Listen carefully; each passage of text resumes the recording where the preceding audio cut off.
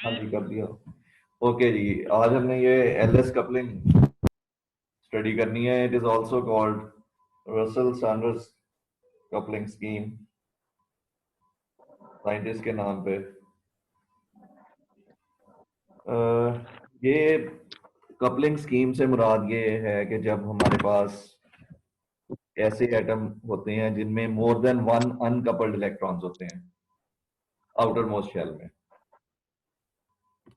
तो उनको जब हमने लेना होता है तो उनके जब टोटल एंगुलर मोमेंटम हमने कैलकुलेट करना होता है, तो उसके लिए हमें वेक्टर एडिशन के रूल्स को फॉलो करते हुए साथ ही साथ क्वांटाइजेशन ऑफ एंगुलर मोमेंटम जो है स्पिन एंगुलर मोमेंटम और ऑर्बिटल एंगुलर मोमेंटम की क्वांटाइजेशन के रूल्स को इनकॉर्पोरेट करते हुए उनको वेक्टर एडिशन के रूल्स के मुताबिक इस तरीके से ऐड करना होता है कि जो फाइनल रिजल्टेंट हमारे पास आए, जो कैपिटल जे से जिसको जाहिर करते हैं, which is the total angular momentum of all the electrons in an atom, वो भी स्पेस क्वांटाइजेशन और मैग्नीट्यूड क्वांटाइजेशन को बरकरार रखे। तो हाँ जी, एक होया वा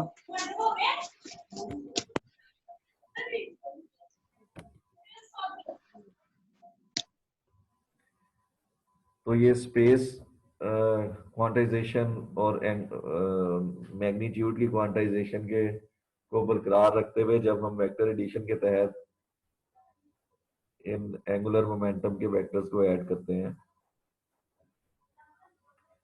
तो जो फाइनल रिजल्ट हमें मिलता है that must be quantized in space and in magnitude. अच्छा, इसके अब ये कपलिंग स्कीम जो है, ये these are methods to add angular momenta. इसमें डिफरेंट मेथडोलॉजीज हो सकती हैं। फॉर एग्जांपल, अगर हमारे पास एग्जांपल के तौर पर ले लें कार्बन एटम है, तो कार्बन एटम की ग्राउंड स्टेट कॉन्फ़िगरेशन, उसमें 6 इलेक्ट्रॉन होते हैं टोटल, तो उसकी ग्राउंड स्टेट कॉन्फ़िगरेशन बनती है 1s2 2s2 2p2। जो भी फील्ड शेल होते हैं, कंप्लीटली फील्ड जो होते हैं, ये टोटल एंगुलर मोमेंटम में कंट्रीब्यूट नहीं करते। सिर्फ अनपेयर्ड इलेक्ट्रॉन जो बचते हैं, they contribute to the net angular momentum of an atom. अब फर्ज करें कि हमारे पास जो एटम है, कार्बन ही को ले लेंगे, उसका जो पी इलेक्ट्रॉन है एक आउटर मोस्ट शेल का, उसे हम एक्साइट करवा देते हैं, फर्ज करें, यानी one is in p shell and other is in d shell. तो इसको n p n dash d configuration का नाम दे देते हैं, यानी एक इलेक्ट्रॉन पी ऑर्बिटल में है, एक डी में है। अब इस जस्ट इतना यानी चेंज होने की वजह से जिसका मतलब ये होगा कि उसकी पेयरिंग खत्म होगी, अब वो अनपेयर्ड इलेक्ट्रॉन बन गया। This will contribute in originating of new angular momentum states, क्योंकि इसमें ऑर्बिटल एंगुलर मोमेंटम पहले इलेक्ट्रॉन का जो है, जिसको पी ऑर्बिटल में अगर हम कह रहे हैं कि वहां है, तो उसका एंगुलर मोमेंटम 1 है। जो क्वांटम नंबर है L, small L, it is 1। जब वो एक दूसरा एक इलेक्ट्रॉन जो है वो डी में चला गया है, तो उसके लिए स्मॉल एल की वैल्यू 2 हो गई। तो अब ये दोनों L1 और L2 जिनकी वैल्यू 1 और 2 हो गई हैं, they will couple with each other. लेकिन इनकी कपलिंग के साथ साथ इनके स्पिन एंगुलर मोमेंटा भी हैं, वो भी रोल प्ले कर रहे हैं। तो स्पिन ने भी कपल होना है, ऑर्बिटल एंगुलर मोमेंटा ने भी कपल होना है। उनकी कपलिंग के नतीजे में, यानी जो नई स्टेट्स बनेगी, उन्होंने फिर आपस में मिलकर टोटल एंगुलर मोमेंटम की स्टेट जे बनानी है। तो इस यानी कपलिंग के दो मेथड्स हैं बेसिकली, जो ज्यादा इंपॉर्टेंट है। One is called LS coupling and other is JJ coupling. LS coupling ज्यादातर डोमिनेंट होती है ऐसे एटम्स में जिनका एटॉमिक नंबर कम होता है 30 से कम वाले जो हैं, एटॉमिक नंबर 30 से कम वाले जो एटम्स हैं उनमें जो डोमिनेंट कपलिंग स्कीम है वो एलएस कपलिंग है। क्यों एलएस कपलिंग डोमिनेंट है, उसकी वजह इंटरेक्शंस हैं, यानी जो कौन से इंटरेक्शन ज्यादा डोमिनेंट होंगे, क्या स्पिन स्पिन इंटरेक्शन ज्यादा डोमिनेंट होगा या स्पिन ऑर्बिट इंटरेक्शन ज्यादा डोमिनेंट होगा या ऑर्बिट ऑर्बिट इंटरेक्शन स्पिन ज्यादा डोमिनेंट होगा। So actually spin there are spin होगा। 14 types of interactions that are going on in an atom. तो उनको उनमें से उनकी बेस पर ये कपलिंग स्कीम्स बनाई गई हैं। These coupling schemes give information about the total angular momentum states of atom. यानी ये इंडिविजुअल इलेक्ट्रॉन्स नहीं है, जो प्रीवियसली अगर आपको याद हो हमने हाइड्रोजन एटम के लिए जो स्टडी किया था, बिकॉज हाइड्रोजन है सिंगल इलेक्ट्रॉन, तो जाहिर है उसमें उसका स्पिन ऑर्बिट कपलिंग का ही मैकेनिज्म होता है, सिर्फ जो एक इलेक्ट्रॉन का अपने ऑर्बिटल और स्पिन एंगुलर मोमेंटा का जो कपलिंग होती है, उसके नतीजे में हमने लास्ट टाइम देखा भी था कि किस तरह स्टेट्स उसमें ज्यादा बनती हैं, कैसे ट्रांजिशन आती हैं। लेकिन आज हमने ये स्टडी करना है कि अगर हमारे पास जो एटम है वो मोर देन वन इलेक्ट्रॉन वाला हो, और खास तौर पर आउटर मोस्ट शेल में जो इलेक्ट्रॉन है अगर वो हम एक्साइट करवा लें, तो उसकी जो जो फील्ड शेल है वो नहीं रहते, बल्कि वो एक एक्साइटेड स्टेट में चला गया, तो दोनों इलेक्ट्रॉन्स के जो स्पिन और ऑर्बिटल एंगुलर मोमेंटम है वो कैंसिल आउट नहीं होंगे, बल्कि दे विल ऐड अप। तो ऐसी सिचुएशन की एग्जांपल लेकर हम स्पिन ये एलएस कपलिंग को अंडरस्टैंड करते हैं। और मैंने आपको बताया कि इसे रसल सॉन्डर्स कपलिंग स्कीम का नाम भी दिया जाता है because of the name of the scientist जिन्होंने इसको फाइंड आउट किया। तो एलएस कपलिंग में तीन तरह के जो मैकेनिज्म है, first one is spin correlation, second is coupling of orbital angular momenta, and third is spin orbit coupling. यानी ये तीन चीजें अलग अलग होती हैं। One is spin correlation, other is coupling of orbital angular momenta, and third one is spin orbit interaction. तो पहला जो स्पिन कोरिलेशन है, इसमें एटम अगर ऐसी स्टेट में है जिसमें अनपेयर्ड इलेक्ट्रॉन्स जो हैं उनके स्पिन अगर अलाइन हुए हुए हैं, यानी अनपेयर्ड इलेक्ट्रॉन्स के जो स्पिन हैं वो अगर एक ही डायरेक्शन में हैं, तो उस सूरत में क्या होगा, उनकी रिपल्शन कम हो जाएगी ड्यू टू देयर स्पिन की वजह से जो मैग्नेटिक फील्ड बनेगी वो उनकी जो चार्ज की रिपल्शन है उसको कम कर देगी।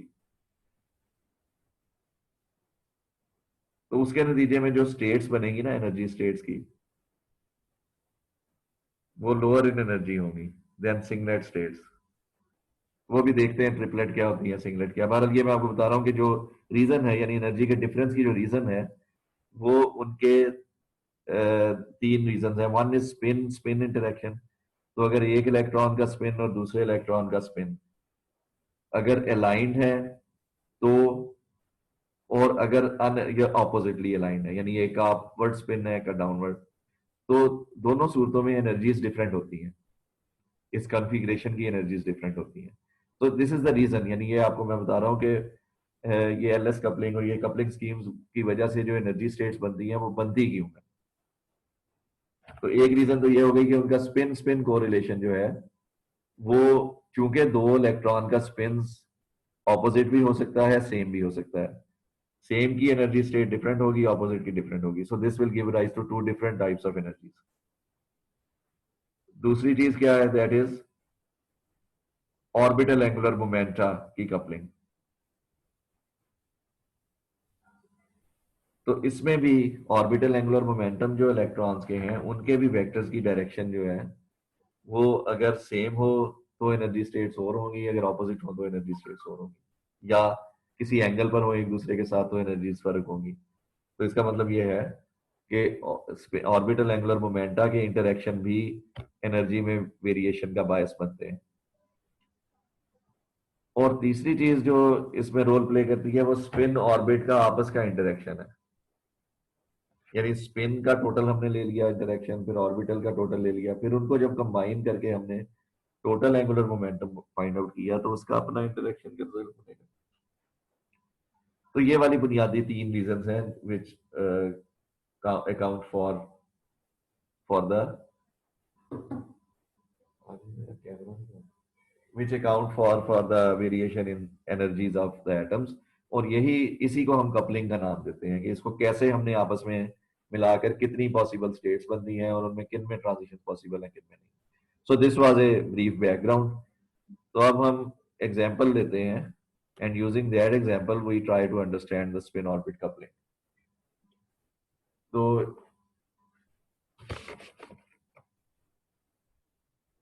उसमें हम अगर गौर करें, ये मैंने एग्जांपल के तौर पर लिया है कि एक इलेक्ट्रॉन पी ऑर्बिटल में हो और एक डी में, तो इनके नतीजे में कैसे हमने कपल्ड स्टेट्स एंगुलर मोमेंटा की बनानी है। तो इसकी जब हम कपलिंग स्टडी करते हैं तो इसमें हमें देखें 2 डिफरेंट मेथड्स हो सकते हैं। एक मेथड ये हो सकता है कि हम हर इलेक्ट्रॉन के ऑर्बिटल एंगुलर मोमेंटम को उसी इलेक्ट्रॉन के स्पिन एंगुलर मोमेंटम में ऐड करें और total angular momentum of that electron calculate कर लें, जिसको हम जे से जाहिर करेंगे।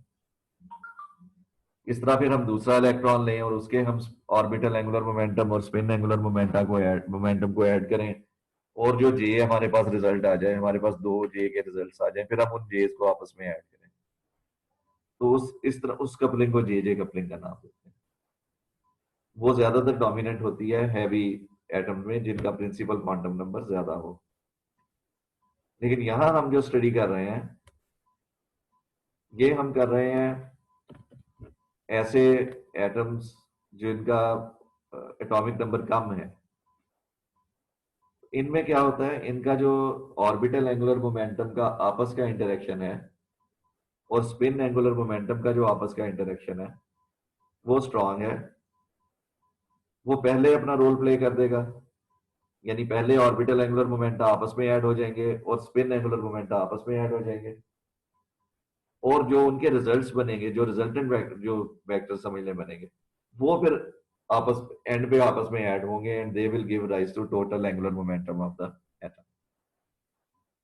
तो ये एलएस कपलिंग स्कीम कहलाती है। अब इसमें पहले हम total orbital angular momentum calculate करेंगे, फिर टोटल स्पिन ऐड करेंगे, काउंट करेंगे, और फिर इनको मिलाकर total angular momentum of all the electrons of an atom. तो अब हमने कंसीडर ये किया है कि हमारे पास 2 इलेक्ट्रॉन्स हैं। एक इलेक्ट्रॉन एटम के पी ऑर्बिटल में है और दूसरा डी ऑर्बिटल में।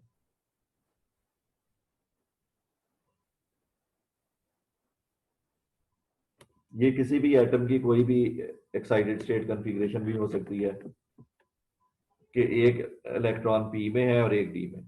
इसका प्रिंसिपल क्वांटम नंबर कोई भी हो, उससे फर्क नहीं पड़ता। प्रिंसिपल क्वांटम नंबर का ताल्लुक एंगुलर मोमेंटा के साथ नहीं है।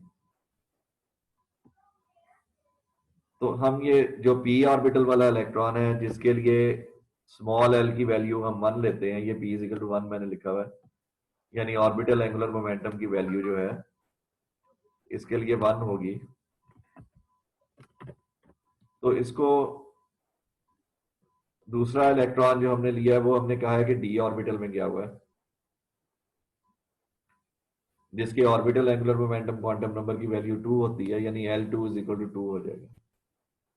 तो अब हमारे पास 2 ऑर्बिटल एंगुलर मोमेंटा आ गए जिसको 1 और 2 से जाहिर कर रहे हैं। इन्हें हमने वेक्टर एडिशन के रूल्स को फॉलो करते हुए ऐड करना है और क्वांटाइजेशन ऑफ स्टेट्स को भी बरकरार रखना है। तो उसका मेथड बड़ा सिंपल है कि अगर आप टोटल एल कैलकुलेट करना चाहें, which is total angular momentum of all the electrons, तो it is given by L1 plus L2, ये जो दोनों का sum, and it will go up to L1 minus L2 का मॉड। तो ये तमाम पॉसिबल मैग्नीट्यूड्स की वैल्यूज आ जाएंगी जो तमाम पॉसिबल मैग्नीट्यूड्स आ जाएंगे जो एंगुलर मोमेंटम वेक्टर के हो सकते हैं। तो ये वो रूल है जिसके मुताबिक इसको ऐड करना है कि एल को आपने, एंगुलर मोमेंटम वेक्टर को आपने लिया एल, और इसको it is taken as L1 plus L2, फिर L1 प्लस L2 में से 1 माइनस करेंगे, फिर 2, ultimately we will reach up to L1 minus L2 और इसका मॉड ले लेंगे। तो अगर हम इन दोनों, इस केस में L1 और L2 में, जिसमें L1 1 है L2 2 है, इनको ऐड करें तो इट इज 1 प्लस 2, सब्ट्रैक्ट करेंगे तो 1 माइनस 2 और उसका मॉड। तो ये एक्सट्रीम वैल्यूज आ गई। एक वैल्यू इसकी 3 है और एक वैल्यू 1 है। इसके दरमियान की तमाम इंटीग्रल वैल्यूज भी पॉसिबल होती हैं। तो capital L which is the total orbital angular momentum of the electrons, it is given bye, इसमें 3 वैल्यूज पॉसिबल हैं, L इज इक्वल टू 3 भी है, 2 भी है और 1 भी है।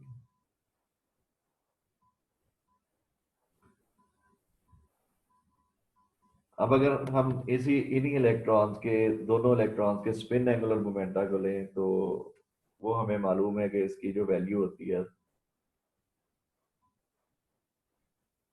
स्पिन एंगुलर मोमेंटम 1/2 के बराबर होता है। तो 1/2 प्लस 1/2 और 1/2 माइनस 1/2 का mod. So capital S which is taken as total spin quantum number of the electrons in an atom, it has two possible values 1 and 0। तो हमने कैपिटल एल की वैल्यूज भी निकाल ली और कैपिटल एस की values भी निकाल ली। यहां तक कोई कंफ्यूजन तो नहीं है?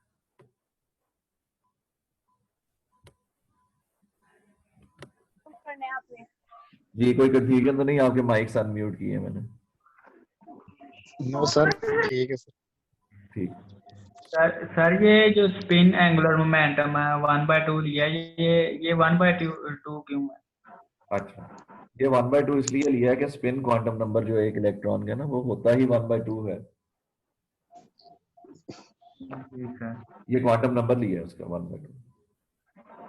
ओके। दो इलेक्ट्रॉन्स का जो है 1/2 और 1/2 दोनों का लेंगे, इसकी एक ही वैल्यू होती है, स्पिन क्वांटम नंबर इज 1/2। अब वो आया कैसे था? वो स्टर्न वाला एक्सपेरिमेंट जो हमने डिस्कस किया था लास्ट टाइम, कि जब इलेक्ट्रॉन्स का अगर आप एंगुलर मोमेंटम कैलकुलेट करें तो वो हमारे पास जो रिजल्ट आता है ना, इट इज मल्टीपल ऑफ 1/2, जैसे हाफ एच कट के बराबर आता है, half multiple of H cut. और क्वांटम नंबर जो निकलता है वो उसकी ओरिएंटेशन वगैरह की वजह से इसका जो, जब आप इसका मैग्नीट्यूड लेंगे तो 1/2 इंटू 1/2 प्लस 1 अंडर रूट, वो उसके मैग्नीट्यूड से रिलेटेड है। तो दैट्स व्हाई इसके बराबर।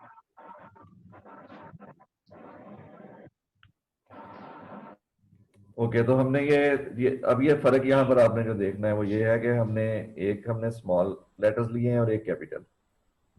ये जो स्मॉल लेटर्स हैं ये सिर्फ इलेक्ट्रॉन को शो कर रहे हैं। ये स्मॉल बी और स्मॉल डी जो स्टेट्स हैं ये इलेक्ट्रॉन की स्टेट्स हैं, सिंगल इलेक्ट्रॉन की। और जो कैपिटल एल है वो इलेक्ट्रॉन्स को नहीं बल्कि टोटल एटम को शो कर रहा है, यानी एटम के अंदर मौजूद तमाम इलेक्ट्रॉन्स का सम। तो कैपिटल एल, ये स्मॉल एल जो है ये इलेक्ट्रॉन्स के लिए है और कैपिटल एल जो है ये एटम के लिए है। इस तरह स्मॉल एस जो है ये इलेक्ट्रॉन्स के लिए है और कैपिटल एस जो है ये एटम्स के लिए। तो कैपिटल एस की दो वैल्यू हमारे पास पॉसिबल हो गई, 1/2 प्लस 1/2 और 1/2 माइनस 1/2। उसी तरह ऐड कर लेना, ये 1 और 0 आ गए। तो अब हमने जे कैलकुलेट करना है।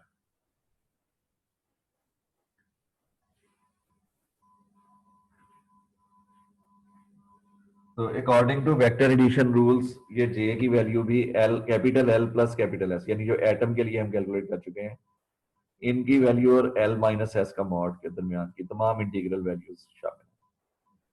इसमें जब अब हमारे पास चूंकि एल की वैल्यूज जो हैं वो ज्यादा आई थी, एस की भी ज्यादा है, तो हमें एल की हर वैल्यू के कॉरेस्पॉन्डिंग एस की एक वैल्यू लेनी है और फिर उसके नतीजे में जो जो जे की वैल्यूज पॉसिबली बन सकती हैं वो हमने नोट करनी है।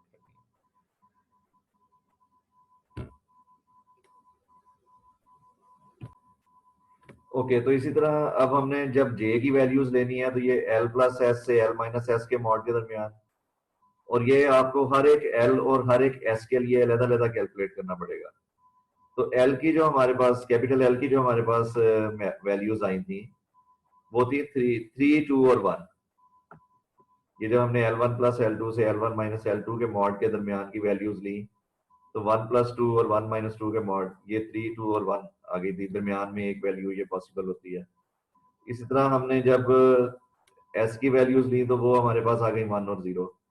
अब L की तमाम वैल्यूज के लिए 1 बाय 1 इसको करते जाना है। जब L is equal to 1, S is equal to 0 put करेंगे तो J की वैल्यू हमारे पास आ जाएगी 1 प्लस 0 से 1 माइनस 0 का मॉड। 1 प्लस 0 भी 1 है, ये भी 1 है, तो there is only one value which is 1। तो हमारे पास L is equal to 1, S is equal to 0 के कॉरेस्पॉन्डिंग J की एक वैल्यू आ गई विच इज 1। नेक्स्ट स्टेप में हमने इसी तरह L इज इक्वल टू 1 और S इज इक्वल टू 1 के लिए जब कैलकुलेट करेंगे तो ये L प्लस S हो जाएगा 1 plus 1 which means 2। L minus S will be 0 और इनके दरमियान एक इंटीग्रल वैल्यू हमें लगानी पड़ेगी क्योंकि 2 और 0 के दरमियान 2 में से 1 माइनस किया तो 1 बनता है विच इज ग्रेटर देन 0, तो यहाँ पर 1 भी मौजूद होगा। तो J की 3 वैल्यूज आ जाएंगी हमारे पास, 2, 1 और 0। तो इसका मतलब है L is equal to 1, S is equal capital S is equal to 1 के कॉरेस्पॉन्डिंग J की हमारे पास जो पॉसिबल वैल्यूज हैं वो 2, 1 और 0 हो गए। इसी तरह आपने L is equal to 2, S is equal to 0 के लिए कैलकुलेट करना है, तो वो आ जाएगा J इज इक्वल टू 2। और फिर L is equal to 2, S is equal to 1 के लिए कैलकुलेट करेंगे तो J की 3 वैल्यूज आ जाएंगी विच आर 3, 2 एंड 1। और जब आप L is equal to 3, S is equal to 0 के लिए करेंगे तो J विल बी 3। और जब L is equal to 3, S is equal to 1 के लिए करेंगे तो J विल बी 3 प्लस 1 हो जाएगा 4 और 3 माइनस 1 हो जाएगा 2 और दरमियान में एक वैल्यू 3 मौजूद होगी। तो ये मेथड है, यानी इस तरीके से हमने इनकी वैल्यूज को कैलकुलेट कर लेना है कि कैपिटल L की वैल्यू क्या क्या हो सकती हैं, कैपिटल S की क्या हो सकती हैं, फिर हम जब इनको ऐड करते हैं तो कैपिटल J की वैल्यूज क्या क्या पॉसिबल है। तो ये स्पिन ऑर्बिट कपलिंग के मेथड के तहत हमने इसको यहाँ तक फाइंड आउट कर लिया। सर एक क्वेश्चन है जी सर, हम L और S की वैल्यू चेंज कर रहे हैं तो J की वैल्यू 3 आ रही है हर मर्तबा। ये 3 वैल्यू आने की कोई रीजन है या ऐसे आ रही हैं? नहीं, J की हर दफा 3 नहीं है। ये देखें जैसे ये अभी जहां पर मैंने कर्सर रखा है, जब L इज इक्वल टू 1 है, S इज इक्वल टू 0 है, तो उसके लिए J की एक वैल्यू आई है which is J is equal to 1। सही बात, सही बात, लेकिन जब हमने L इज इक्वल टू 1 और S को 1 दोनों 1 होंगे तो सही उसके कॉरेस्पॉन्डिंग J की 3 वैल्यूज आएंगी। वो सही J की जो वैल्यूज हैं ये भी एंगुलर मोमेंटम की डिफरेंट स्टेट्स को जाहिर कर रही हैं, टोटल एंगुलर मोमेंटम, सही ये एनर्जी स्टेट्स हैं असल में। ठीक है, तो ये ठीक है सर। सिंगलेट्स भी होती हैं और ट्रिपलेट्स भी होती हैं, वो अभी हम पढ़ने लगे हैं, वो थोड़ा सा शायद मजीद क्लियर हो जाएगा। अब ये जो जब हम ये वैल्यूज कैलकुलेट कर लेते हैं तो फिर स्पेक्ट्रोस्कोपिक नोटेशन में इसको लिखना होता है। स्पेक्ट्रोस्कोपिक नोटेशन में इनको हम टर्म सिंबल्स का नाम देते हैं, टर्म सिंबल्स। ये स्पेक्ट्रोस्कोपिक टर्म लिखी है, ये जो मैंने ये लिखी है, ये कैसे लिखते हैं उसका फार्मूला ये राइट साइड पे लिखा हुआ है। यानी हम यहां पर कैपिटल L लिखते हैं। कैपिटल L क्या है? जब तमाम इलेक्ट्रॉन्स के एंगुलर मोमेंटम को आपस में ऐड करते हैं तो हमें टोटल एंगुलर मोमेंटम का नंबर, क्वांटम नंबर मिल जाता है which is known as capital L। और ये जो ऊपर आप देख रहे हैं इस पे जो लिखा हुआ है हमने 2s प्लस 1, इसको हम मल्टीप्लिसिटी का नाम बोलते हैं, स्पिन मल्टीप्लिसिटी, स्पिन मल्टीप्लिसिटी का नाम बोलते हैं। तो 2s plus 1 is the multiplicity.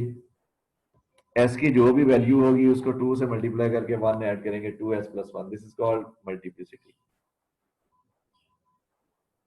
ये क्या शो करता है? ये जब आप फील्ड में रखते हैं एटम को तो जो स्प्लिटिंग्स होती हैं उनको शो करता है। और ये जो स्मॉल, ये जो कैपिटल J है, ये यहाँ हम राइट साइड में सबस्क्रिप्ट में लिख देते हैं।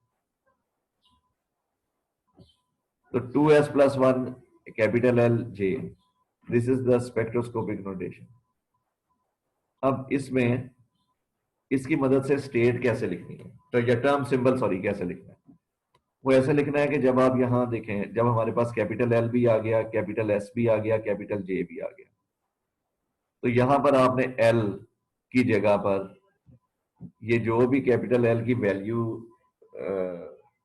देख लें 1 आई है, तो अगर कैपिटल एल 0 हो तो हम इसे कैपिटल एस स्टेट का नाम देते हैं, अगर कैपिटल एल 1 हो तो इसे कैपिटल पी स्टेट का नाम देते हैं, 2 हो तो डी और 3 हो तो एफ।